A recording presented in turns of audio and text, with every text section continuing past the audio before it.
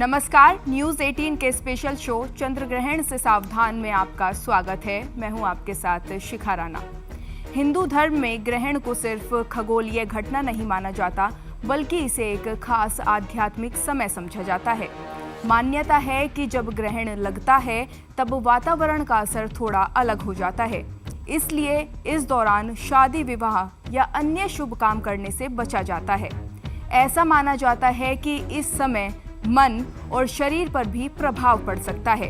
इसी प्रकार साल 2026 का दूसरा और आखिरी चंद्र ग्रहण 28 अगस्त को लगने जा रहा है। ये आंशिक चंद्र ग्रहण होगा। हालांकि ये ग्रहण भारत में दिखाई नहीं देगा, इसलिए यहाँ इसका सूतक काल भी मान्य नहीं होगा। ग्रहण का प्रभाव अदृश्य होने पर भी आकाशीय ऊर्जा के जरिए माना जाता है। ऐसे में कुछ राशियों को इस दौरान विशेष सावधानी बरतने की सलाह दी जाती है। इस दौरान कुछ उपाय भी जरूर करने की सलाह दी जाती है। चंद्र ग्रहण रक्षाबंधन के दिन लगने जा रहा है। ये साल का अंतिम चंद्र ग्रहण होगा, जो सावन पूर्णिमा तिथि को लगेगा।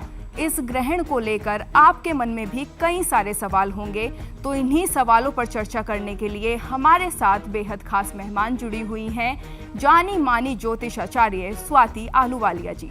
Ma'am, welcome to our show. धन्यवाद। तो स्वाति जी, सबसे पहले मैं आपसे यही जानना चाहूंगी कि इस साल का आखिरी चंद्र ग्रहण कब लगने जा रहा है? भारतीय समय के अनुसार इसका समय क्या होगा? जिस साल का दूसरा और अंतिम चंद्र ग्रहण 28 अगस्त 2026 को लगेगा। ये एक आंशिक चंद्र ग्रहण होगा। भारतीय समय के अनुसार ये सुबह 8:04 से शुरू होकर लगभग 11:22 तक रहेगा। ग्रहण का अधिकतम चरण सुबह लगभग 9:43 पर रहेगा। इस साल का पहला चंद्र ग्रहण 3 मार्च 2026 को लग चुका है, इसलिए 28 अगस्त का ग्रहण इस वर्ष का दूसरा और अंतिम चंद्र ग्रहण होगा। खास बात यह है कि इस ग्रहण रक्षाबंधन और श्रावण पूर्णिमा के दिन पड़ रहा है, इसलिए इस बार चंद्र ग्रहण को लेकर लोगों की दिलचस्पी और भी बढ़ गई है। स्वाति जी, सबसे बड़ा सवाल अब यही है कि 28 अगस्त को लगने वाला चंद्र ग्रहण क्या भारत में भी दिखाई देगा? जी नहीं, 28 अगस्त 2026 का चंद्र ग्रहण भारत में नहीं दिखाई देगा। इसका मुख्य कारण ये है कि भारत में उस समय दिन का समय होगा और चंद्रमा क्षितिज के नीचे रहेगा, इसलिए भारत में इस ग्रहण को देखा नहीं जा सकेगा। इसका मतलब ये भी है कि भारत में रहने वालों के लिए इस ग्रहण को लेकर किसी तरह की घबराने वाली स्थिति नहीं है। लेकिन क्योंकि ग्रहण रक्षाबंधन के दिन पड़ रहा है, इसलिए अगला महत्वपूर्ण सवाल आता है कि भारत में उसका सूतक काल मान्य होगा या नहीं। क्योंकि भारत में ग्रहण नहीं दिखेगा तो रक्षाबंधन का पर्व मना सकते हैं। तो स्वाति जी, अगर हम ग्रहण की बात करें और सूतक काल का सवाल ना आए, ऐसा तो हो ही नहीं सकता। इस बार जब चंद्र ग्रहण भारत में दिखाई नहीं देगा, तो क्या यहाँ सूतक काल भी मान्य होगा? जी, क्योंकि 28 अगस्त 2026 का चंद्र ग्रहण भारत में नहीं दिखाई देगा, इसलिए भारत में इसका सूतक काल मान्य नहीं माना जाएगा।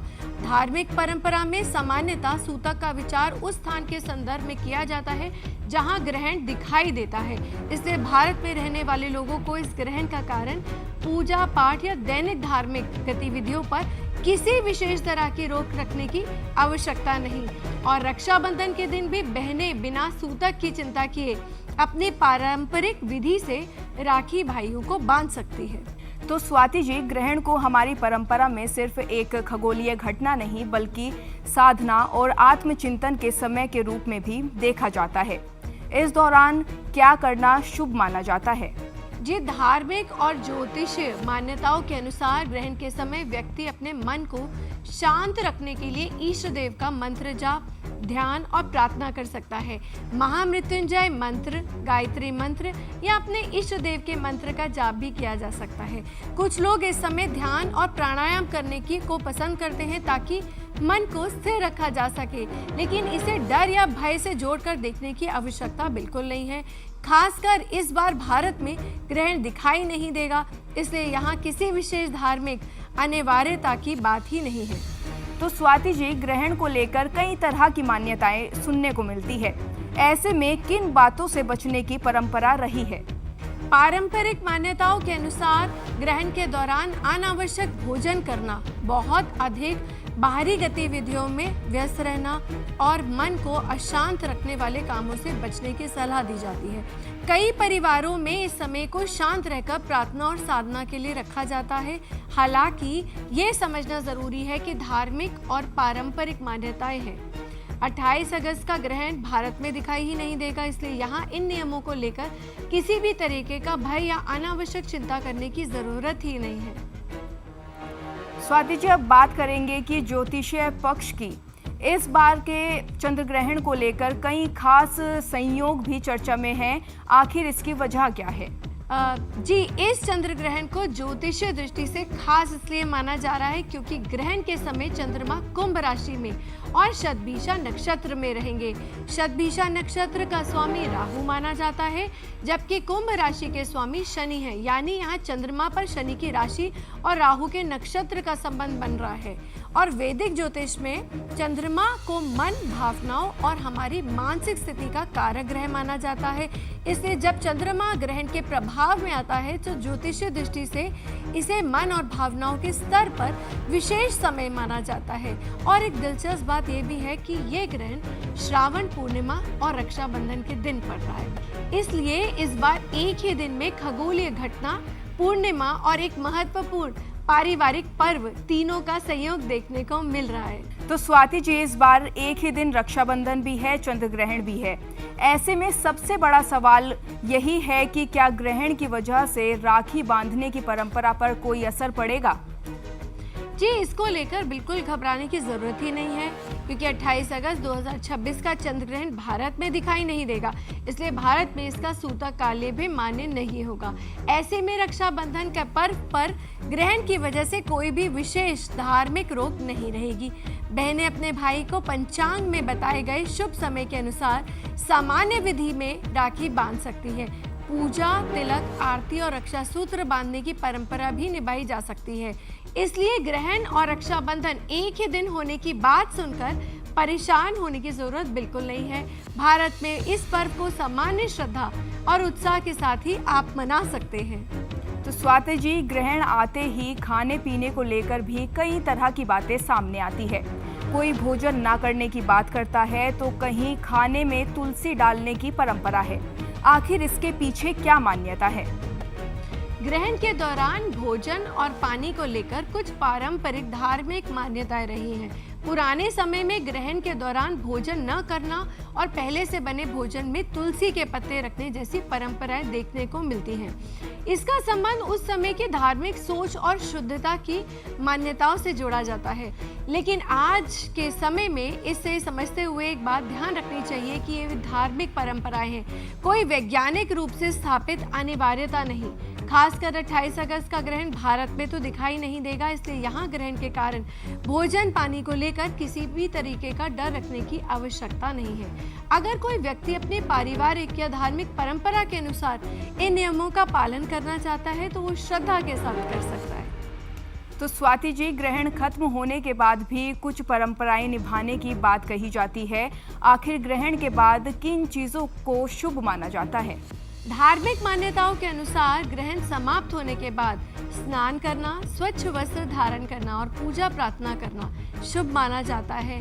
कई लोग घर के में पूजा स्थान और आसपास के स्थान की साफ सफाई करके गंगा जल का छिड़काव भी करते हैं। इसके साथ ही अपनी श्रद्धा और सामर्थ्य के अनुसार अन्न, वस्त्र और जरूरत की कई वस्तुओं को दान करते हैं। ये भी शुभ माना जाता है। खासकर चंद्र ग्रहण के संदर्भ में चावल, दूध, सफेद वस्तुओं का दान करने की परंपरा भी मिलती है।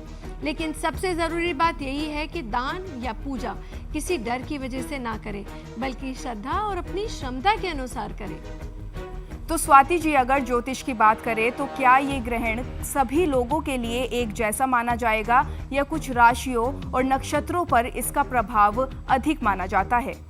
देखिए, ज्योतिषीय दृष्टि से ग्रहण का प्रभाव सभी राशियों पर एक जैसा नहीं माना जाता। इस बार ग्रहण के समय चंद्रमा कुंभ राशि और शतभिषा नक्षत्र में होने के कारण ज्योतिषीय मान्यताओं में कुंभ राशि और शतभिषा नक्षत्र को विशेष रूप से देखा जाएगा। क्योंकि चंद्रमा को ज्योतिष से में मन, भावनाओं और मानसिक स्थिति से जोड़ा जाता है, इसलिए ग्रहण को व्यक्ति की भावनात्मक स्थिति और सोच के संदर्भ में भी देखा जाता है। हालांकि किसी व्यक्ति पर वास्तविक प्रभाव जानने के लिए केवल उसकी राशि देखना पर्याप्त नहीं होता, पूरी जन्म कुंडली और ग्रहों की स्थिति को देखना जरूरी होता है। इसलिए इसे लेकर डरने की जरूरत नहीं है। ज्योतिष में ग्रहण को समझने का उद्देश्य भय पैदा करना नहीं, बल्कि सजगता और आत्मचिंतन का समय और अवसर माना जाता है। तो स्वाति जी, ग्रहण को लेकर गर्भवती महिलाओं के लिए कई तरह की बातें कही जाती है। इस बार के ग्रहण भारत में दिखाई नहीं देगा, लेकिन हमारी परंपराओं में गर्भवती महिलाओं के लिए क्या सावधानियां बताई गई हैं? जी, इस विषय में हमारी परंपराओं में कुछ खास सावधानियां बताई जाती हैं, जैसे ग्रहण के दौरान सुई, कैंची या किसी नुकीली चीज का इस्तेमाल ना करना, सिलाई कढ़ाई से बचना और ज्यादा मेहनत ना करना। कई परिवारों में गर्भवती महिलाओं को उस समय रसोई के काम से दूर रहकर आराम करने की भी सलाह दी जाती है। इसके पीछे पारंपरिक सोच यही रहती है कि गर्भवती महिलाएं इस दौरान ज्यादा से ज्यादा शांत रहे, आराम करें और अपना ध्यान रखें। कुछ लोग इस समय भगवान का ध्यान या मंत्र जाप करने की भी सलाह देते हैं। और इस बार खास तौर पर 28 अगस्त को चंद्रग्रहण भारत में दिखाई नहीं देगा, इसलिए यहाँ गर्भवती महिलाओं को ग्रहण के नाम पर डरना या किसी चीज को लेकर तनाव लेने की जरूरत ही नहीं है। अपनी सेहत, आराम और डॉक्टर की सलाह को सबसे पहले रखें। तो स्वाति जी, अगर कोई व्यक्ति ग्रहण के समय पूजा पाठ या मंत्र जाप करना चाहे तो उसे किन मंत्रों का जाप करना चाहिए? ग्रहण के समय मंत्र जाप को हमारी परंपरा में विशेष महत्व दिया गया है। आप सबसे पहले अपने इष्ट देव के मंत्र का जाप कर सकते हैं, चंद्रमा से जुड़े मंत्र का जाप कर सकते हैं, ओम सोम सोमाय नमः का जाप किया जाता है। इसके अलावा महामृत्युंजय मंत्र का जाप भी किया जाता है। और मेरा मानना है कि मंत्र कोई भी हो, उसे शांत मन और श्रद्धा के साथ करना